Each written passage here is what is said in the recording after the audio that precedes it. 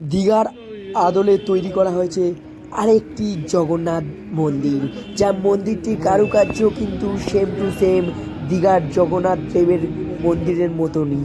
তা অসাধারণ কারুকার্য, যা আমাদের সহজেই লক্ষ্য করা যায়। এই মন্দিরটির চূড়াও কিন্তু বেশ উঁচুভাবে করা হয়েছে।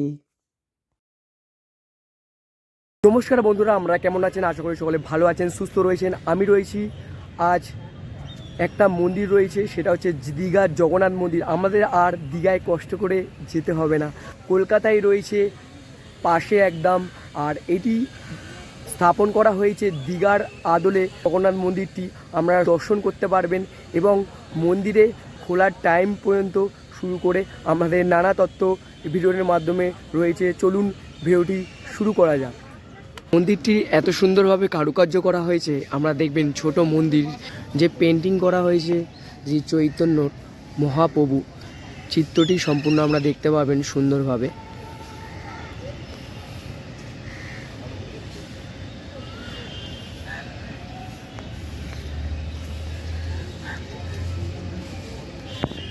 দেখুন কারুকার্যগুলো কিন্তু দারুণ করেছে। এটা ব্যাক সাইড রয়েছে, ব্যাক সাইডও কিন্তু সম্পূর্ণ কাজগুলো অসাধারণ রয়েছে। শ্রী চৈতন্য মহাপ্রভু।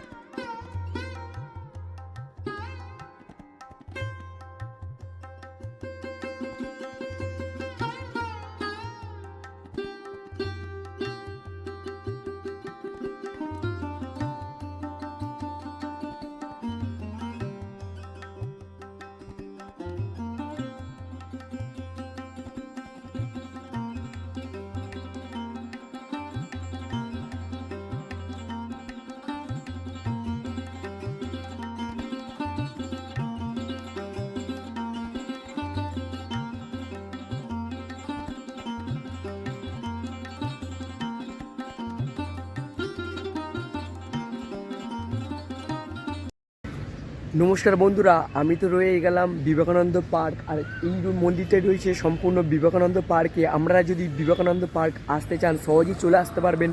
যেটা হচ্ছে আমাদের হাজরা রোড ধরে বা রাসবিহারী মোড় থেকেও আমরা আসতে পারবেন। মেট্রো ধরে আমরা রাসবিহারী থেকে অটো ধরবেন, অটো ধরে সিধা চলে আসবেন। কাউকে জিজ্ঞাসা করবেন বিবেকানন্দ পার্ক। আমাদের গুগল ম্যাপ রয়েছে, গুগল ম্যাপে সহজেই আপনারা বিবেকানন্দ পার্ক মেনশন করে নেবেন আর সহজেই চলে আসতে পারবেন বিবেকানন্দ পার্ক। পার্কটা দেখতে পাবেন বিশাল বড় খেলার মাঠ রয়েছে, এটা স্পোর্টস মাঠ রয়েছে। আমাদের বাচ্চাদের প্র্যাকটিস করা হয় ক্রিকেট। এই মাঠটার পাশেই কিন্তু সম্পূর্ণ জগন্নাথ মন্দির, অর্থাৎ সম্পূর্ণ আমরা দেখতে পাবেন যে মন্দিরটা কিন্তু অসাধারণ করেছে। তার কারুকার্য কিন্তু ছোটোর মধ্যে কিন্তু কাজগুলো পুরো নিখুঁতভাবে করা হয়েছে। যে পেন্টিংগুলো কিন্তু অসাধারণ। আমরা সম্পূর্ণ দেখবেন যে মন্দিরটি কিন্তু রাতের বেলাও কিন্তু আমাদের ভালো লাগবে। আর এর মন্দিরের ওপেন টাইম রয়েছে 6টা থেকে 1টা পর্যন্ত, অর্থাৎ দুপুর 1টা পর্যন্ত কিন্তু লাস্ট মন্দিরটি ওপেন থাকবে।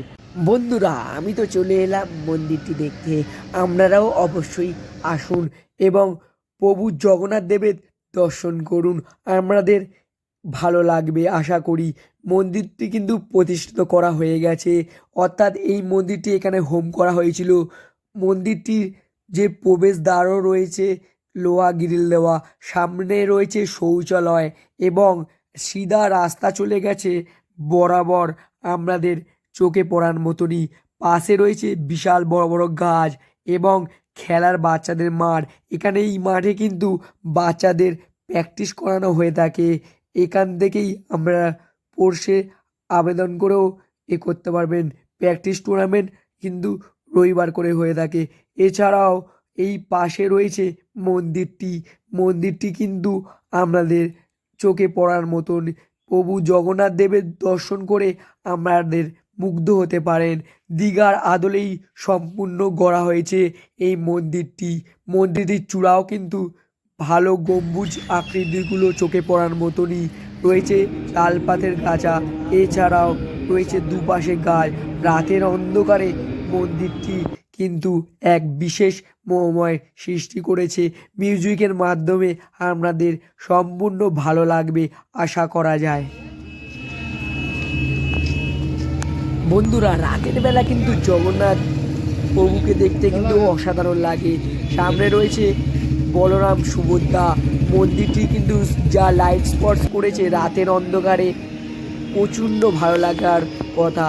এছাড়াও রয়েছে বিভিন্নভাবে কাজ। এছাড়া আমাদের এই ভিডিওটি কেমন লাগলো কমেন্ট বক্সে অবশ্যই জানাবেন, এবং ভালো লাগলে বন্ধুদের সঙ্গে শেয়ার করার অনুরোধ রইল। আপনারা মন্দিরটি দর্শন করে যাবেন এবং বলবেন জয় জগন্নাথ। আপনারা ভালো থাকবেন, সুস্থ থাকবেন। চলুন, বাই বাই।